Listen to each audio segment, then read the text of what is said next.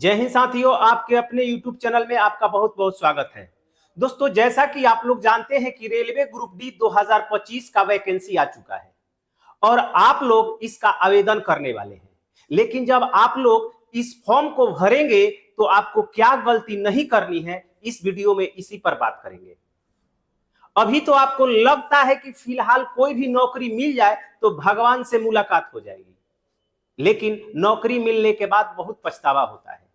काश इस पोस्ट का प्रेफरेंस पहले दिया होता तो पढ़ाई का भी समय मिल जाता, या प्रमोशन जल्दी हो जाता, या सैलरी ज्यादा मिलती, या छुट्टी का टेंशन खत्म हो जाता। इसलिए फॉर्म भरने से पहले पोस्ट प्रेफरेंस को ध्यान से भरें।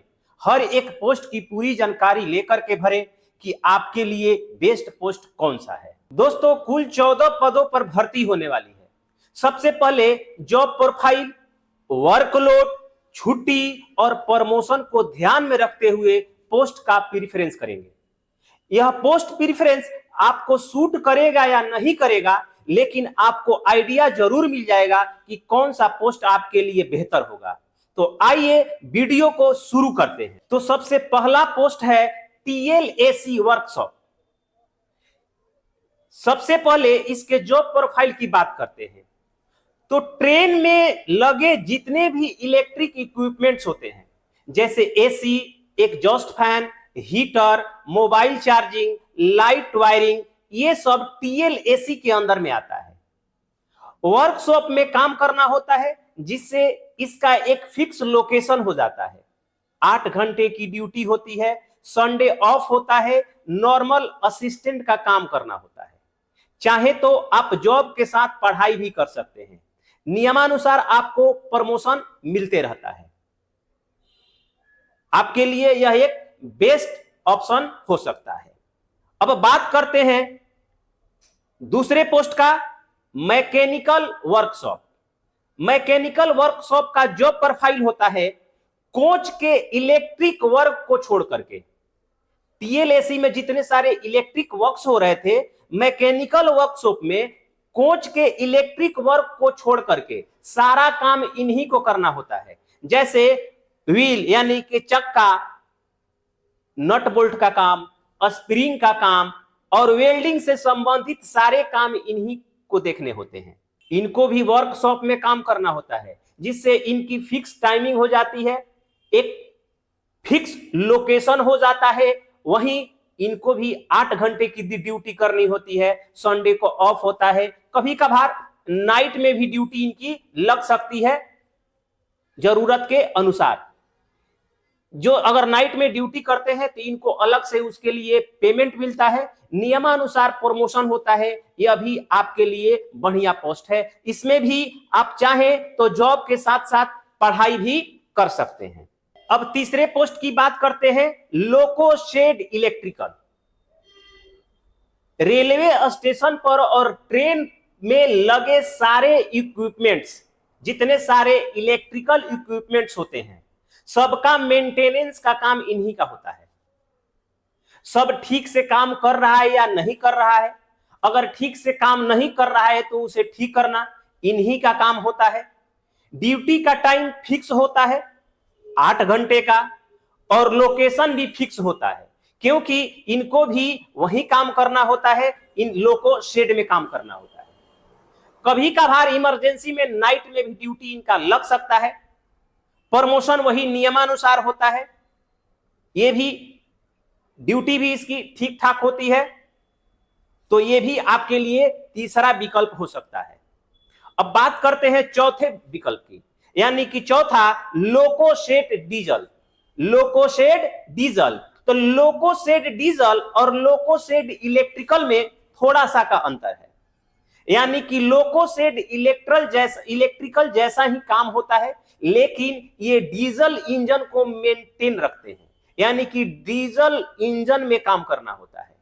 बस फर्क इतना ही है और कोई खास फर्क नहीं है। बाकी कभी कभी लोको शेड डीजल में काम कम होता है, तो उसके वजह से आपकी पोस्टिंग लोको शेड इलेक्ट्रिकल में भी कर दी जाती है। टाइम वही होता है, टाइम इसका भी फिक्स होता है, 8 घंटे की नौकरी होती है, लोकेशन भी फिक्स होता है, कभी कभार नाइट की ड्यूटी भी लग सकती है, इसके लिए आपको तैयार रहना होगा।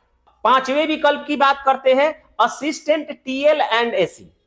असिस्टेंट टीएल एंड एसी, इनका काम होता है कि शेड में खड़ी ट्रेन में ट्रांसफार्मर, चार्जर, बैटरी, बोगी के बीच जो कनेक्शन होता है, कनेक्शन, लाइट सप्लाई, पंखा, इन सब का मेंटेनेंस का काम इन्हीं के जिम्मे होता है। स्टेशन पर ड्यूटी के साथ साथ रनिंग ड्यूटी भी हो सकती है। कभी कभार ट्रेन रनिंग में आपको भेज सकता है कि उस ट्रेन में अगर कोई दिक्कत होती है तो आप उसका सॉल्यूशन निकालेंगे। तो इसमें थोड़ी सी दिक्कत है कि रनिंग ट्रेन में भी आपकी ड्यूटी दी जा सकती है, एक जगह ड्यूटी आपकी फिक्स नहीं होती है। अब छठे विकल्प की बात करते हैं, assistant operation electrical. Assistant operation electrical का काम होता है कि रेलवे ऑफिस या रेलवे आवास या रेलवे अस्पताल में जितने सारे इलेक्ट्रिक सप्लाई होते हैं उनसे संबंधित काम होता है। ये लोग हेल्पर की भूमिका में काम करते हैं, इनका भी लोकेशन फिक्स होता है, मतलब एक ही जगह रह के काम करना होता है। उसके बाद जरूरत के अनुसार इनको और समय पर भी बुलाया जा सकता है कि जब जैसी जरूरत हो उसके अनुसार इनकी ड्यूटी होती है। प्रमोशन वही नियमानुसार होगा, 8 से 10 साल लग जाते हैं। अब बात कर लेते हैं असिस्टेंट C&W का। तो शेड में खड़ी ट्रेन का नट बोल्ट, स्प्रिंग, ब्रेक, चक्का, इन सब का काम होता है कि इन सब को ठीक करे, इन्हीं में इनको मदद करनी होती है। असिस्टेंट का काम होता है, इनका काम होता है चेक करना, अगर कोई खराबी है तो इनको चेक कर दे। इसमें आपका हाथ वगैरह भी गंदा रहता है तो आप इसको 7वें विकल्प के रूप में रख सकते हैं। इनका भी एक जगह फिक्स होता है, कहीं कहीं नहीं जाना होता है, तो एक ही स्टेशन के आसपास आपको काम करना होता है। प्रमोशन का तो बात मत कीजिए, प्रमोशन वही जो नॉर्मल प्रमोशन होता है, सैलरी वही। अगर एक्स्ट्रा आप ड्यूटी करते हैं तो एक्स्ट्रा ड्यूटी के लिए आपको अलग से पैसे दिए जाते हैं। अगर एक्स्ट्रा ड्यूटी होती है, नाइट वगैरह इमरजेंसी ड्यूटी लग जाती है, नाइट ड्यूटी लगती है, तो उसमें उसको एक्स्ट्रा से अनाउंस दिया जाता है। चलिए अब बात करते हैं पॉइंट्समैन बी का। इनका काम स्टेशन मास्टर के आदेशानुसार ट्रैफिक से संबंधित होता है। जैसे स्टेशन पर लाल और हरे रंग की झंडी दिखाना, आप प्लेटफॉर्म पर देखे होंगे कि एक व्यक्ति होता है कि जो जब ट्रेन आती है तो लाल या हरे रंग की झंडी वह दिखाता है। झंडी हरे रंग की दिखाता है यानी कि ट्रेन जाएगी, और लाल रंग की झंडी दिखाता है यानी कि ट्रेन को रोकना होगा। उसके बाद इसका और काम है इंजन को जोड़ना। स्टेशन मास्टर जो काम दे दे उन सारे कामों को करना होता है। इसमें प्रमोशन का बहुत हाई चांस होता है। प्रमोशन के लिए सबसे बढ़िया पोस्ट है पॉइंट्समैन बी का। प्रमोशन करके आप टीटी, टीसी या गार्ड बन सकते हैं, तो बहुत जल्दी इनका प्रमोशन हो जाता है। चलिए अब बात करते हैं 9वें विकल्प की, असिस्टेंट टीआरडी की। इनका काम ट्रेन के ऊपर लगे इक्विपमेंट्स को मेंटेन करना होता है। ट्रेन के ऊपर मतलब ट्रेन जा रही है तो ट्रेन से ऊपर जितने सारे इक्विपमेंट्स है, जैसे तार हैं, उसके ऊपर ये लगा होता है जो ये सट करके जाता है, तो उन सब का काम देखना होता है। इनके पास एक टावर वैगन कोच होता है। टावर वैगन कोच में इनकी ड्यूटी होती है, उसी में बैठे होते हैं। टावर वैगन आपने देखा होगा कि एक इंजन होती है और एक इंजन जैसी एक बोगी होती है, उसी में कुछ लोग होते हैं और स्पेशल केवल इंजन ही ट्रैक पर चलती रहती है, तो उसी में इनकी ड्यूटी होती है। उसी के थ्रू ये ऊपर जितने सारे तार वगैरह होते हैं, इन सबको देख रेख का काम, जो भी मेंटेनेंस का काम होता है, उसमें ये लोग करते हैं। लेकिन काम बहुत कम होता है, कभी कभार काम होता है, बाकी समय इनको आराम ही रहता है, यानी कि इसमें वर्कलोड बहुत कम है। खैर जितने सारे मैंने अभी तक पोस्ट बता दिए, 8 पोस्ट, यानी कि ये 9वां पोस्ट है, सब में वर्कलोड बहुत कम है। अब बात करते हैं 10वें पोस्ट की, यानी कि असिस्टेंट S&T का। Assistant S&T signal and telecom विभाग को देखता है। इनका काम सिग्नल से संबंधित होता है और टेलीफोनिक वर्क, जो भी ट्रेन से संबंधित होता है, सारे कार्य का मेंटेन करना इन्हीं का काम होता है। जितने सारे काम है सब के सब स्टेशन मास्टर के आदेशानुसार होता है। जो स्टेशन मास्टर कह दे वही काम इनको करना होता है, लेकिन सिग्नल और टेलीकॉम से संबंधित जितने सारे काम हैं। अब बात कर लेते हैं 11वें पोस्ट की। तो 11वां पोस्ट असिस्टेंट ब्रिज, यानी कि असिस्टेंट ब्रिज, इनका काम है कि कोई पुल है और रेलवे लाइन के बीच में कोई अगर पुल आ रहा है तो पुल पर जो रेल की पटरियां होंगी, उन पटरियों को के मेंटेनेंस का काम होता है इनका। बहुत हेवी काम होता है, ट्रेन के बहुत रिस्की काम है और हेवी काम भी है कि उनका मेंटेनेंस देखना है, वो भी ब्रिज पर जाकर के। असिस्टेंट ब्रिज का काम ज्यादा कोई विशेष फैसिलिटी नहीं होती है, नॉर्मल यही काम होता है, थोड़ा सा हेवी काम होता है, तो इसके लिए मैंने इसे 11वें नंबर पर रखा है। 12वां नंबर है ट्रैक मशीन। आप रेलवे ट्रैक पर कभी कभार पीले कलर का कोच देखा होगा।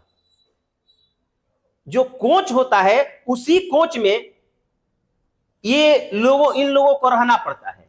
अब वह कोच जो है ट्रैक के काम को देखता है कि जहां भी कहीं भी ट्रैक में गड़बड़ी है या ट्रैक में कहीं बहुत सारा देखा होगा मोटा मोटा उसमें सीमेंट का होता है, तो उसको उठा करके एक जगह से दूसरे जगह रखना, इधर करना उधर करना, ये सारा का सारा काम ट्रैक मशीन वाले करते हैं। हमेशा रनिंग वर्क होता है, एक जगह आप रह करके काम नहीं कर सकते हैं, तो हमेशा रनिंग में रहना होता है। इनका भी काम बहुत हेवी होता है, हेवी वर्क करना होता है, आराम का काम नहीं है। अब बात कर लेते हैं 13वें नंबर के पोस्ट असिस्टेंट पीवे का। रेलवे लाइन के बीच जो ज्वाइंट होता है, रेलवे लाइन के बीच जो ज्वाइंट होता है, तो ज्वाइंट से संबंधित जितने सारे काम होते हैं ये सब के सब असिस्टेंट पीवे के अंतर्गत आते हैं। ये भी कोई आसान काम नहीं होता है, रिस्की काम होता है। रेलवे पटरियों पर काम करना वैसे ही रिस्की है। अब अंतिम और 14वें नंबर के पोस्ट की बात करते हैं, track maintainer grade 4। Track maintainer grade 4, आपने देखा होगा कि ट्रेन के पटरियों के बीच में लोग गिट्टी वगैरह हटाते हैं और कोई हथौड़ा लेकर के उसको मारते रहता है, कोई गिट्टी हटाता है, तो बहुत सारे वहां पर काम होते हैं जिसको हम लोग गैंगमैन वगैरह भी कहते हैं। तो ट्रैक मेंटेनर का काम होता है गिट्टी हटाना, ट्रैक को मेंटेन रखने का काम होता है। तो ये सारे पोस्ट हैं। उम्मीद है आप समझ बूझकर अपने अनुसार पोस्ट का प्रेफरेंस करेंगे। अगर वीडियो पसंद आए तो हमारे चैनल को जरूर सब्सक्राइब कर लीजिए। जय हिंद।